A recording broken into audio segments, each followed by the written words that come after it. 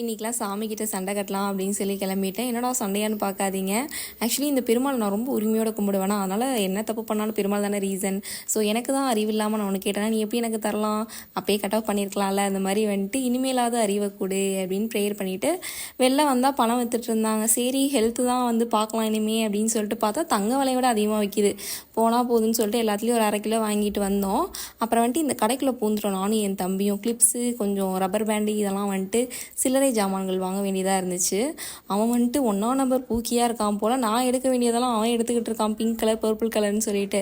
அப்புறம் வீடு வந்ததுக்கப்புறம் ஈவினிங்காக வந்துட்டு ஐஸ்கிரீம் சாப்பிட போகலாம் அப்படின்னு சொல்லிட்டு ஐஸ்கிரீமை சாப்பிட்டுட்டு 2 பேரும் கிளம்பணும். எதுக்கு அப்படின்னா வாக்கிங் போகிறோம் அப்படின்னு போய் சொல்லிட்டு அங்கே நல்லா நடந்துட்டு ஐஸ்கிரீம் சாப்பிடுவோம். ஸோ அன்றைக்கின்னு பார்த்து நல்லா வியூ சூப்பராக இருந்துச்சு. ஸோ ஃபோட்டோ வீடியோன்னு சொல்லிட்டு நானும் என் தம்பி ஒரு 300 ஃபோட்டோ எடுத்துகிட்டு, ஆனால் ஒரு வீடியோ போஸ்ட் பண்ணல. திரும்ப வந்து ஐஸ்கிரீம் வாங்கலாம் அப்படின்னு சொல்லிட்டு ஆளுக்கு ஒரு ஐஸ்கிரீம் வாங்கிட்டு எங்கள் அத்தையோட உடம்பை குறைக்கிறதுக்காக நாங்கள் 2 பேரும் ஹெல்ப் பண்ணிகிட்ருக்கோம். எப்படின்னா நல்லா ஐஸ்கிரீம் வாங்கி கொடுத்து எங்கள் அத்தையை ஓட விட்டு